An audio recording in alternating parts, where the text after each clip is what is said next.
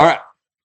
So we're going to continue our lecture on truly understanding how muscles work.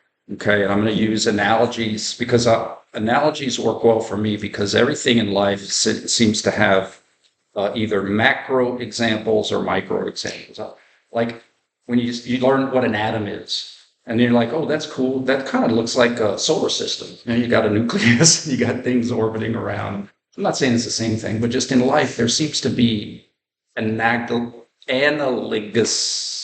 I think that's the word, things. And so we're going to do that with muscle contractions too to help us understand. So, first thing of the day, I want you to think of muscles as people because they do represent us. Like if I'm pulling a rope, Brian Cameron, pulling on the rope, and I'm using muscles as a tool. So you could kind of look at it like it's me. Is it my muscles? My muscles are representing me in what I'm doing. Okay. So who remembers or who has had exercise physiology? Anybody exercise physiology? You guys remember when they taught you about I know there was a term like basal metabolic rate, but like when you're calculating energy expenditure, you want to look at above and beyond what you're just doing at rest, right? You don't like because at rest you can maintain that all day. If you're just watching college football all day, like that's not necessarily work. You're burning calories and your body is doing physiological stuff, but you can maintain that all day. When you go exercise or work out, you're counting what you're doing above and beyond rest as technically what you're doing when you work out. Does that kind of make any sense? I'll give you another example of what I'm trying to say, and that's blood pressure. What is atmospheric pressure? You guys remember that? 760 millimeters of mercury is the pressure at atmosphere, or 1 tool. But what is our aortic pressure? Our blood pressure, 120/80, right? Follow me here because I think if you understand this, you'll understand what I'm talking about in contractions. Well, if our arteries are at 120/80 and atmosphere is 760 and doesn't things flow from high pressure to low pressure? Well, wouldn't that suggest if I cut myself, I should implode? In fact, our veins are a lot lower pressure. Our veins are like 10 millimeters of mercury. So why don't we implode if atmospheric is 760? And the answer is 760 is a universal number. And our 120, 80, 10 gradients are on top of that. 120/80 is on top of the 760. That's universal for everything, everywhere. So technically, globally, absolutely, our blood pressure is really like 880. But because 760 is a universal constant, we just subtract it and we talk about the difference. Does that make sense? So now what I'd like for us to do is bring it over to contractions. So you have a person who is a work contractor. You've heard that before, like a contractor to do houses and stuff. A person who is doing a job above and beyond what that person's activities of daily living are. So in other words, if your job is a contractor, you don't do that 24/7 on holidays and weekends. You do your job and then you get off and you hopefully relax and take a break and recharge your batteries. Nobody can work 24/7 on holidays and weekends. Some can, I can't. So that contractor still gets the label of a contractor, even though they're not working for the day. Like in other words, that's still your job. If someone said, hey, what do you do for a living? You're like, well, I'm a work contractor. Muscle contraction is kind of a misnomer because it infers shortening, but that's not what it means. Just like the contractor doesn't always contracting, that's what they get paid to do, but 24/7 and holidays and weekends, they're not doing their job. Muscle Contraction means not to shorten. Because we already know a muscle can be doing its job with no change in length at all, right? Isometric. And on Friday, we talked about how a muscle can be doing a job and be lengthened. That's weird. So it's not about the muscle shortening every time. We know that to be true. But the muscle's job is to try to shorten. I know that's some semantical magic, but I'm going to explain the difference. Now, just like a contractor's job is to build things and make sure everything's going on time, a muscle's job is to try to shorten. But that doesn't mean the muscle is working every time. Semantics. When you're sleeping, the muscle is at resting tone. Do you guys remember that word from exercise physiology? Resting tone.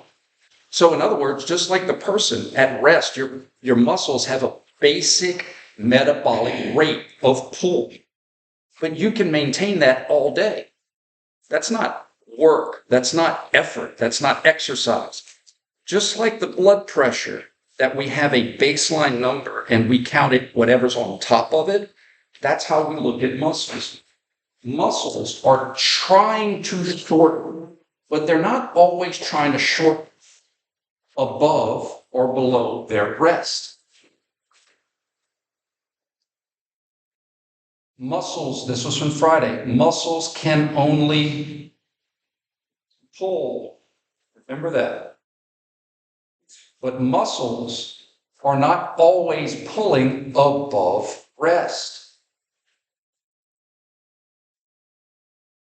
How do we know that muscles always pull? Well, it's a gruesome thought experiment, but it happens. And some of you may see it. Some of you may already see it. I've seen it twice, and that's a ruptured tendon. I've seen it twice in my athletic training career. And if you snip a tendon of a muscle and it wasn't always pulling, the tendon would just lay there like a string. But it doesn't. If you rupture a tendon, it's going to fall up because there's nothing to hold it down there. Because muscles always pull. Muscles always pull. Muscles always pull, but muscles do not always contract. Because contraction for our class means to do a job above resting tone, above rest. You're getting called to do a job. You're getting called to pull with more force than you were pulling at rest. Does that make sense? And just like a worker, if you recruited a muscle, it's like you recruited a contractor to pull above rest, you can't sustain that work 24/7 and on holidays and weekends. You're going to get tired. You're going to get fatigued. Now, you can adapt and get stronger and get more fatigue resistant. But it's important to understand when we talk about muscles contracting, we are sending a neural signal to innervate, recruit, turn on, actin and the myosin and all that Harry Potter stuff. Above rest, above resting tone.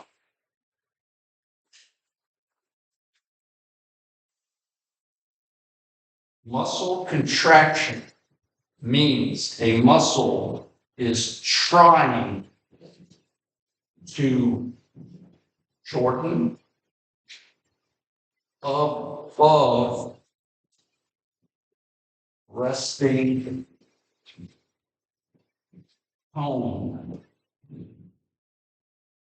I don't ask you to memorize stuff a lot, but I'd memorize that, if not for anything, your understanding of what we're about to get into. Contraction is a tough word for our world because, again, it infers that something is shortening. You know, a business contracts, it gets shorter. A group contracts, it gets shorter. But muscles don't always get shorter. but they're trying to. Blue Jays were trying to win the World Series. The Dodgers were trying to win the World Series. So trying and then outcome are two different things. You could either win while trying to win. In the case of a muscle, think about it. In the case of a muscle, concentric work or concentric contraction is a muscle shortening while trying to shorten above resting tone. It's doing a job. It's being recruited. It's getting called. Hey, man, I need you to do this. I need you to do that. I need you to do a job above rest. I need you to help me out with this exercise. Remember, muscles are always pulling. And there's always metabolic. Even after you die, muscles are always pulling. Rigor mortis. Always pulling. But they're not always working. It's very important to understand the nuance behind that. So when you recruit a muscle above rest to do a job, one of three outcomes is going to happen. The muscle can shorten while trying to shorten above resting tone. And we call that concentric work, a specific type of work. Bringing the 2 points together angularly, just like a concentric circle by definition. Doing what you're trying to do. The Dodgers won the game while they were trying to win the game.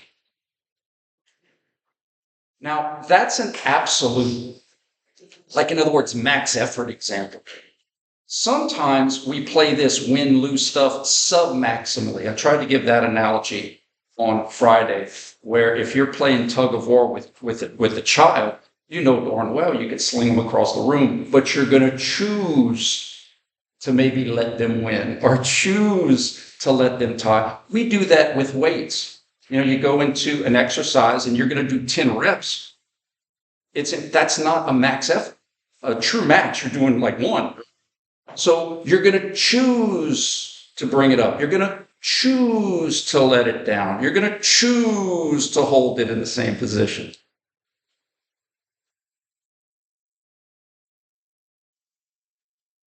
Shortening while trying to shorten above resting tone. And we have a name for that specific type of work. That's like the building contractor building the building while trying to build the building above rest.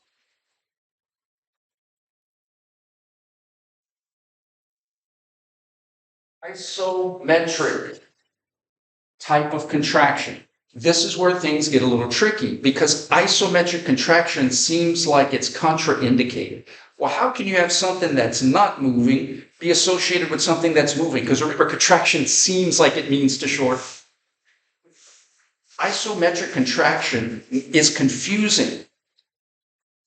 You have no motion, you have motion. So that's why I'm trying to make it easy. Contraction just means you're trying to get the job done. Guys, there's times we go with our intent to do something and it just doesn't happen. That doesn't mean we didn't try. My wife, did you wash the clothes? Yeah, I really tried. But the game was on. Isometric contraction means the muscle stays the same length while it is being recruited to shorten above resting tone.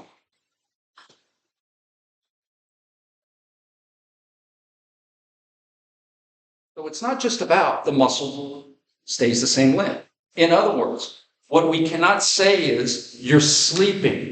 The entire time you're sleeping, the muscle doesn't change length. So therefore, the entire time you were sleeping, you had isometric contraction. Because that's like 760 millimeters of mercury. That's rest. You're not, that's like the contractor, the work contractor. He's only contracting when he's at work. when she's at work. That's the only time they're working. When they're at home resting, they may be labeled that as their job, but that doesn't mean they're working. Guys, I know it's semantics, but we got to work through it so that we can understand how these things really work. Isometrics. The muscle is staying the same length while it is still trying to shorten above rest. So the tug of war analogy would be, I'm playing tug of war with my son, and he's giving it all. He's giving it everything he can. When you go into the weight room and there's a machine, let's say a curl machine, and you put it on a 50-pound plate, that 50 pounds is consistently trying to give everything it's got at 50 pounds. Like there's no fluctuation. The 50 is the 50. And halfway through the range of motion, I can choose to hold this position. My muscles are being recruited to do a job above rest. They're pulling more than when I was sleeping. And I also know I can't hold that position all day. Eventually, I'm going to get tired. So it has to be these two parts. Iso, same length, while those skeletal muscles are being recruited above rest to do a job. And I'm going to teach you techniques to prove that these things are happening. So 3 outcomes when muscles get the call to pull above rest. Thus, metabolically, they are working above rest.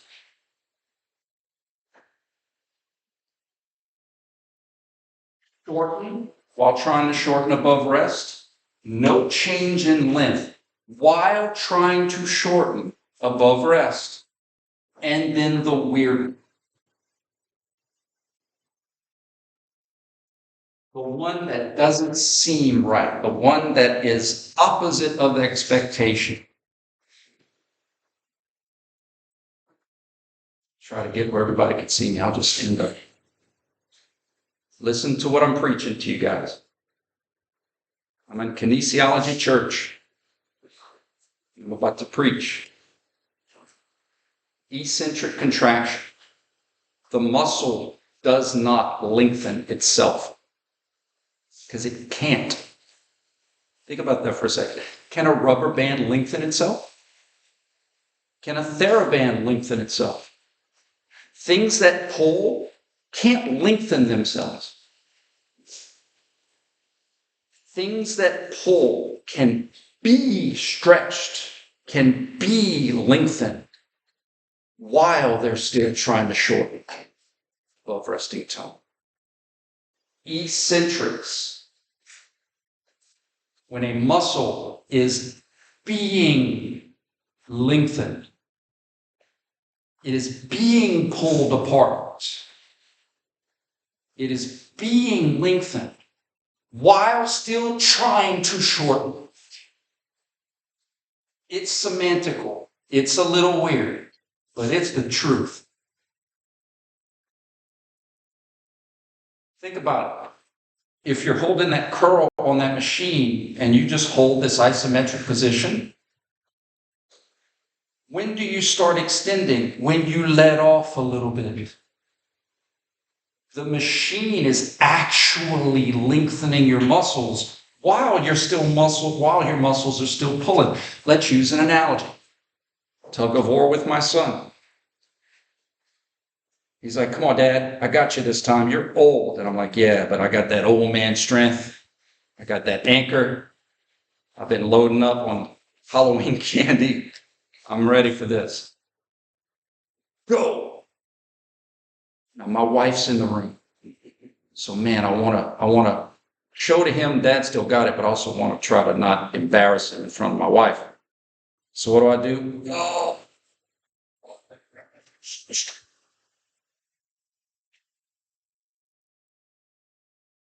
Anytime, just because my son weighs like 105 pounds and I'm like 210, 215. Guys, at any time I can make my son come to me. At any time I can concentrically contract. Shortening while trying to shorten. Above rest. But this is what I'm going to choose to do, just like you choose to do in any exercise in the weight room.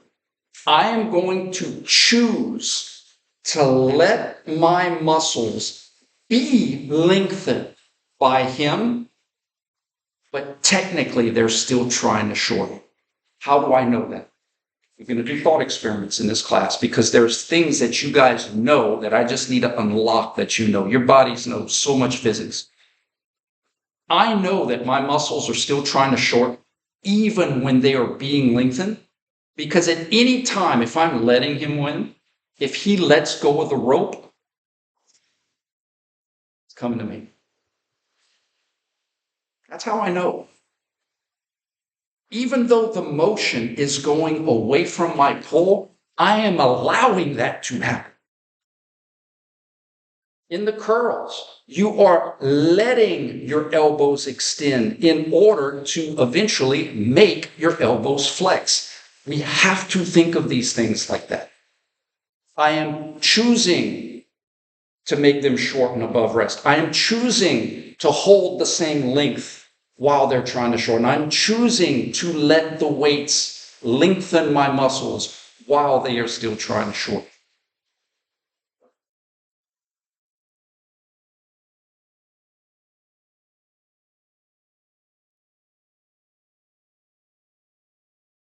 If that analogy didn't work for you, think about this one.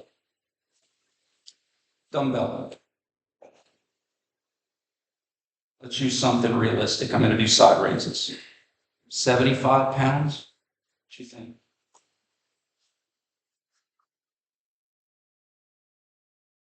Let's go 20. There's nothing outside of my body. We're going to talk about external forces on Wednesday. Nothing's trying to make my arm go up. So, and what do we call this motion when my arm goes up? Abduction. Right? There's nothing trying to make me abduct. So what I have to do is I have to say, hey, muscles that pull in the direction of motion that I want, get off your butt, get off the couch. I'm making a call to get you to work. Okay. And so I'm going to call these contractors, and they're going to turn on above rest, and they are going to concentrically contract. The abduction pullers are going to concentrically contract, making my shoulder abduct, shortening while trying to shorten above resting tone. And I'm going to hold this position for a little while. It's like the elevator analogy. These muscles are still doing a job. They're still contracting. They're still working. Why? I can't hold this position forever. I'm going to get tired. And some of you that have a physics background may say, well, Campbell, how can they be working? You keep using work and contraction synonymously, analogously. But I know from physics, work means distance. Work means movement. How does isometric work not be contraindication? And I say, that's a really good question, because the work that's happening inside the muscle is physiological work. There's a lot of movement happening inside that muscle. Blood flow and chemical processes and calcium and Harry Potter stuff. There's a lot of magic happening inside here. That's the work we're talking about. Physiological work. That's very much moving. Does that make sense? Isometric, contraction. The muscle's doing a job. How do I know that muscle's doing a job? Because if I turned off the signal, hey, muscle, take off. You can do a thought experiment. These muscles have to be working, because if they turned off, my arm would fall down. Does that make sense? I'm going to teach you how to use these thought experiments to solve these problems of who's working, how do I know they're working, what type of work are they doing. We're going to put all that together. I'm just setting up the story. Concentric, shortening while trying to shorten above resting tone. Isometric, same length while still pulling, trying to shorten above resting tone. And then the weird one. What's going to happen is, when it comes time to lower the dumbbells, again, we could do a thought experiment. What would happen if I turned all the muscles off? I fired everybody at the shoulder joint. You're fired. Gravity's going to add up. The only way to make that adduction happen slower than gravity is to use these muscles, these elevation pullers in this example, to let off and let the adduction happen slower than what gravity can offer. That's still a job. Because without those muscles pulling up, gravity would just do this. And in fact, if I turned on the muscles that would be pulling down, like that would be like having cables that yank down on the elevator. And sometimes we want to do that, but it's very rare. I see a roach on the floor. I don't want to use the elevator cable to lower my leg nice and slow. In this case, I'm like, I want to use muscles that pull in the direction of gravity for some functional task to happen faster than what gravity can offer. It is important for this class at this stage to understand that when we talk about muscle contraction, we're talking about the muscles doing a job above rest, recruiting to do a job. And if we know, you know how in maybe you've heard this before, maybe you haven't, but there's some jobs that have shift work, like, you work 7 and then you're off 7 and then another shift takes your place. So you're doing the same job, but you just alternate. That's how muscles are. You have agonists, the shift workers who are doing the job, and then you have antagonists, the shift workers who are like, oh, well, I must be off for this exercise. In other words, if I'm doing curls and I'm working flexion pullers, which the bicep is part of that team, the shift that's off is going to be my tricep and my extension pullers. Those are antagonists, the ones that I don't need to do that specific job. And then I go to another exercise where I might need to recruit the elbow extensors and then the elbow flexors, like, sweet, I'm off for this shift. That's how I need you to look at these. Contraction means to try to shorten above rest. How do we get muscles to try to shorten above rest? We innervate them. We recruit them. We send electrical stimulation to them to recruit above rest. When muscles are contracting, one of 3 outcomes is going to happen through normal activities of daily living. I'm not talking about the exceptions of ruptures. The muscle is either going to do what it's trying to do, shorten, while trying to shorten above rest, stay the same length while trying to shorten above rest, or be lengthened while trying to shorten above rest. Let's do a couple simple experiments. You have muscles right now in your neck that are doing a job, that are working. Your cervical vertebra can flex and extend.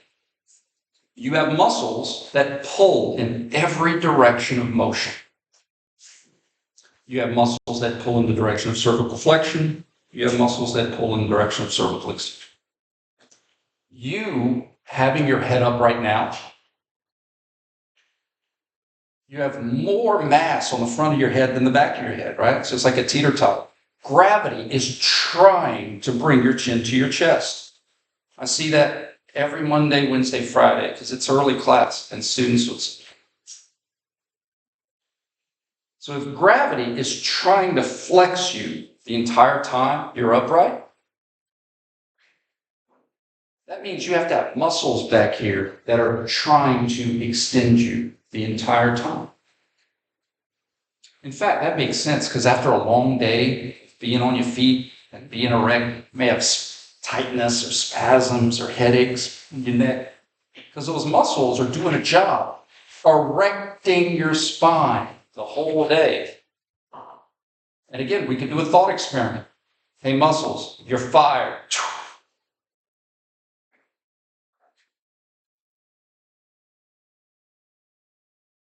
So isometrically, the muscles that are in the back of your neck, the extension pullers.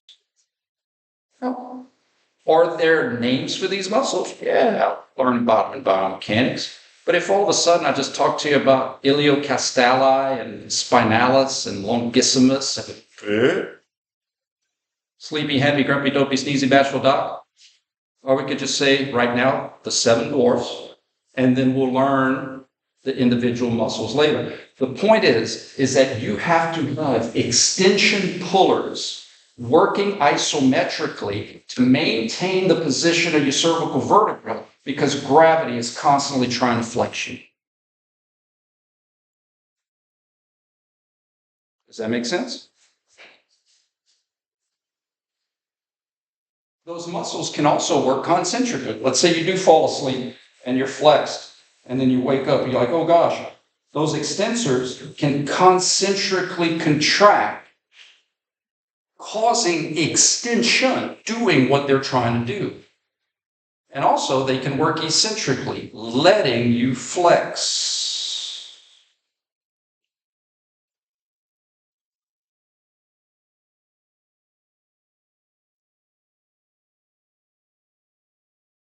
A couple examples of what I'm trying to talk to you about. And Grace, I know some of them are probably freaking out. Tools, right? Be able to answer all of these questions. We're going to teach you a process to be able to answer all of these questions. And the problem, or one of the limitations with process, is that if we don't understand the variables, we don't understand the principle. Right? We have to understand the different variables, what they mean, before we put those variables into a working equation. Well, we won't understand what they mean. Muscles influence motion through contraction. That's the first line on your PDF materials. Muscles influence motion through contractions. So let's do some examples of what I'm talking about.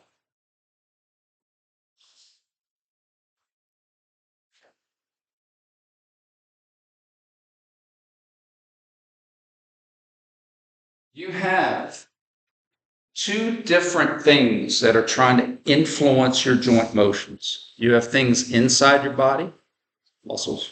You have things outside your body. We classify them as internal forces and external forces. Internal is going to be skeletal muscles. External is going to be things like gravity, the ground reaction, the friction, the exercise you're doing. So in other words, in this example, you have gravity working through the dumbbell in the mass of his arm that's trying to extend his elbow. This is why we spent so much time on joint motions. Can everybody see that gravity is trying to extend? And the thought experiment we can do is, what if we turned off? What if we fired all the muscles? Not fire to recruit, like you're done. We're going to fire you from your job. We turn them off. The elbow's going to extend. We have to be able to ask ourselves these hypotheticals. What would happen if his internal muscles turned off? We have to be able to see what the external forces are trying to do to us so that we can see who we need to recruit to do the job. No different than if you have a house or an apartment and you have a plumbing issue, you're not going to call an electrician to do the job. You're going to make specific phone calls to the specific type of workers. No different than the body. Gravity is trying to extend my elbow. The last thing I want to do is recruit muscles that are also trying to extend my elbow. That should be common sense. Extension pulling muscles would be antagonistic to this purpose. Flexion pulling muscles would be agonistic to this purpose. And that's why we call them agonists.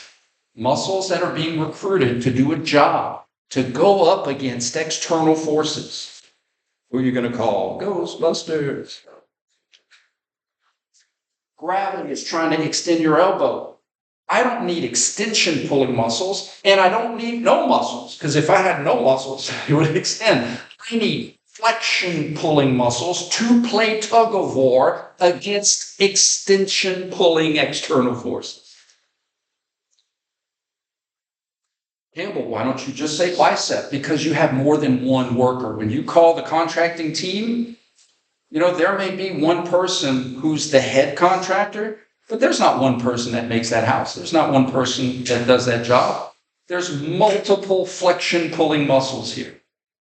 It's not just the bicep. So I need to recondition you to see it as such, and then we'll learn about the players on the team.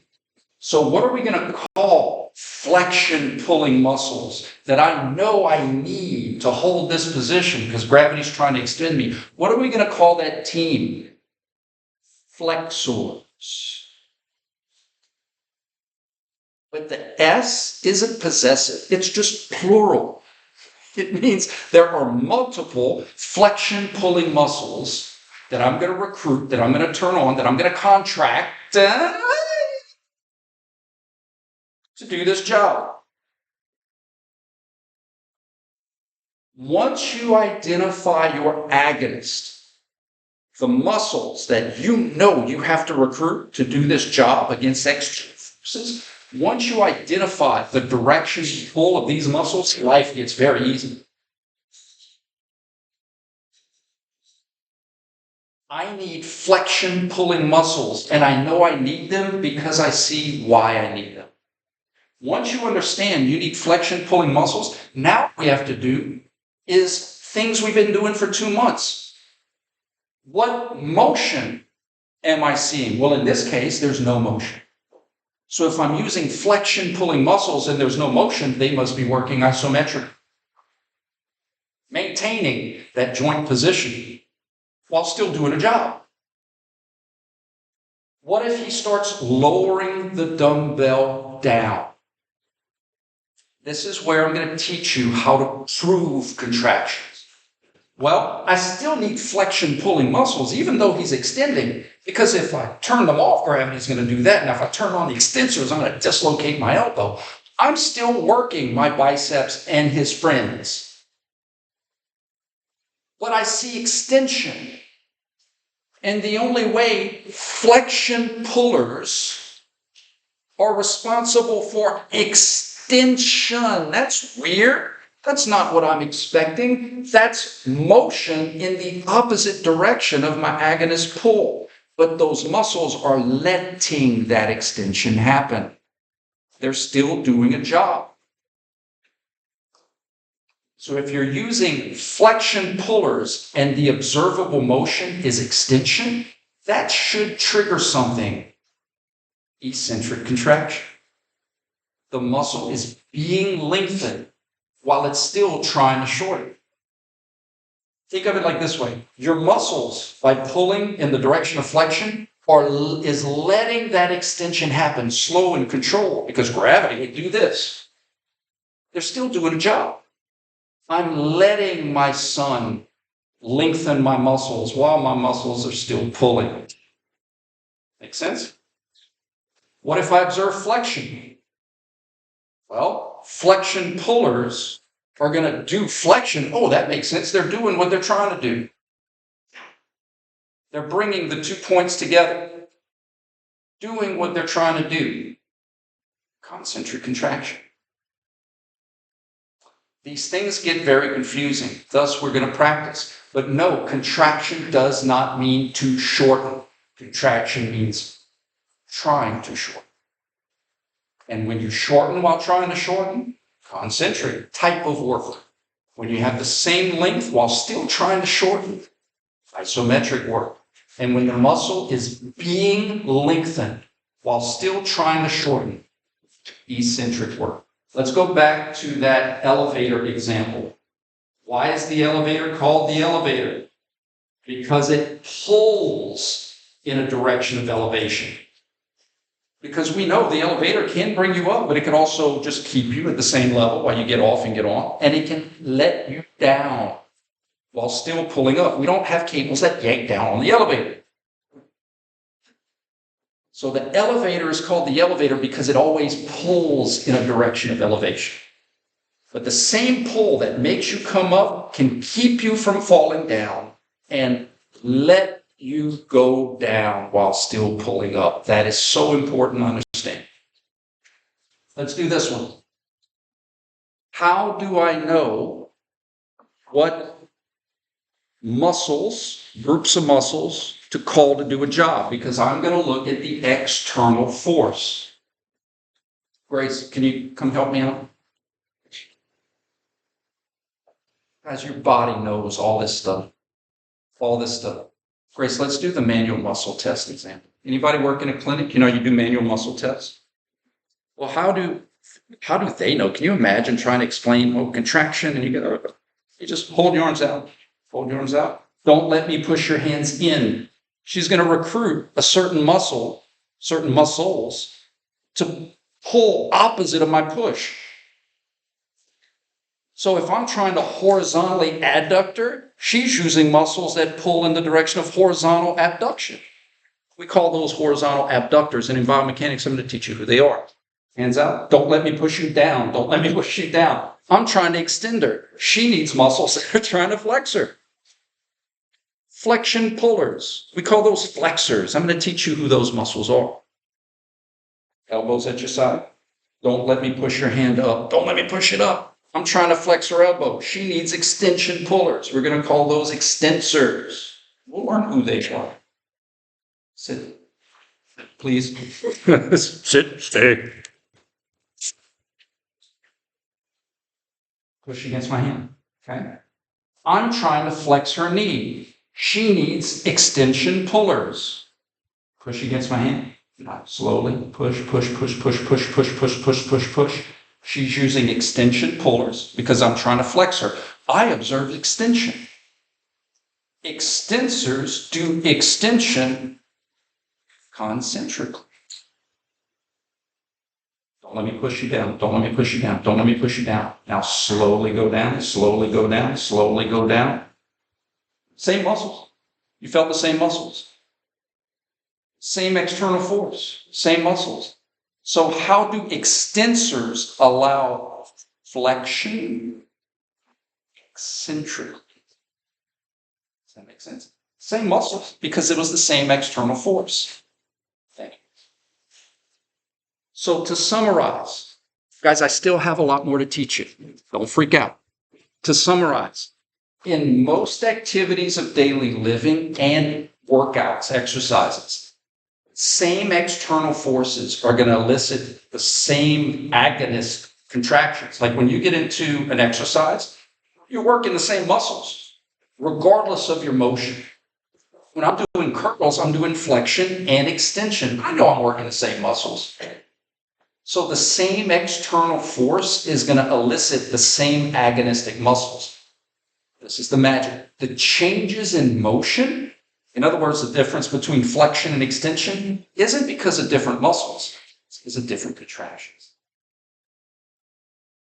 The different motions is because of different contractions from the same muscles.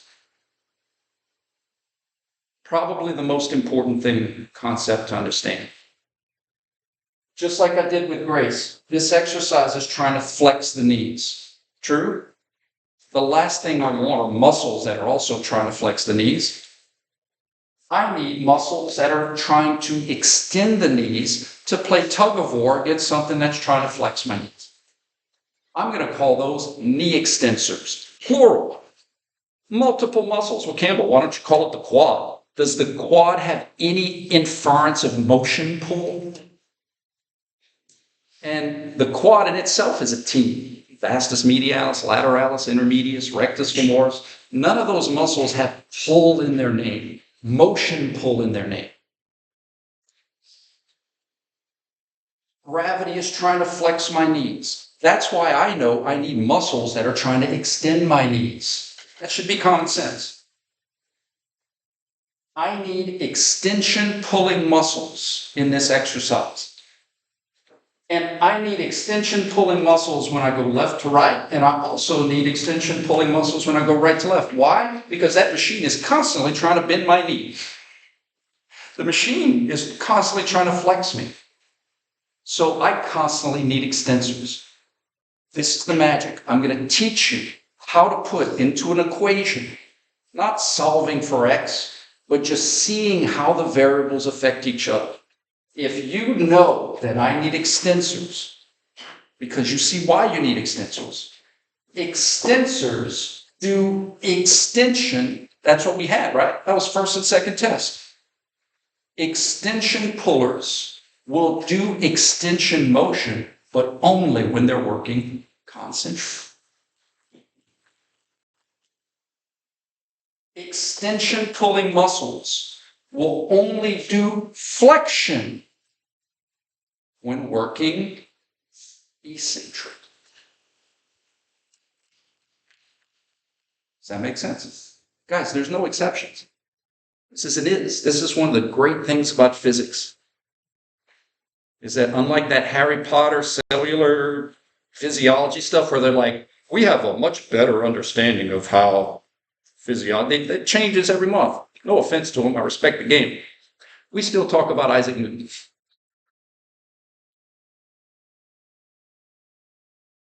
How would the muscles work here if you wanted to maintain this position for 10 seconds? Isometrically. They're still doing a job. You can't hold this position all day. I'm going to teach you these things. Let me find one more. What is gravity trying to do to her left shoulder? Talk to me in motion. What's it trying to do? Well, let's do a thought experiment. Muscles turn off. That's what gravity's trying to do. What's gravity trying to do to her left shoulder?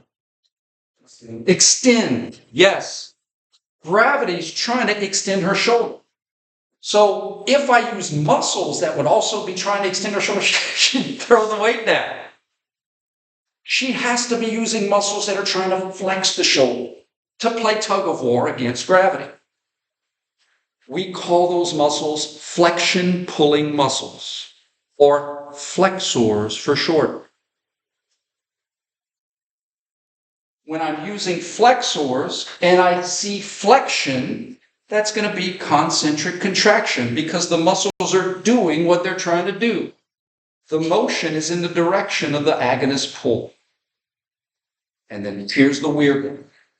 My flexors are going to allow the extension eccentrically.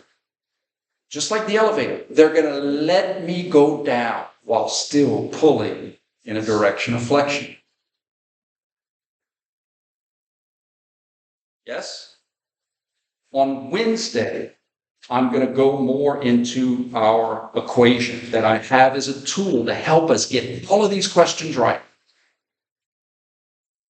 But there's no exceptions. When you get into an exercise and it says these are the target muscles, they don't say these are the target muscles when you flex and these are different muscles when you extend. When you go into a machine, it's just one set of muscles. So how does one set of pulling muscles be responsible for different motions, different contractions? That's the magic. That's what I'm trying to teach you. Same muscles, different motion through different contractions. Flexors, flexion, concentric. Flexors, extension, eccentric. If I'm doing tricep push down, extensors, extension, concentric. Extensors, flexion, eccentric. Now in this example, the cable's trying to pull me up, right? So I could still do the thought experiment. What if I turn off all my muscles? It's going to flex me. So I don't need flexion pullers. I need extension pullers to play tug of war against that which is trying to flex me. I promise you, this is going to get simpler. It's going to get easier. It's going to get quicker. And you guys are going to be some muscles, motion, contraction assassins. Y'all are going to be able to figure out a lot of cool stuff. Right? Any questions? Yeah, have a good one.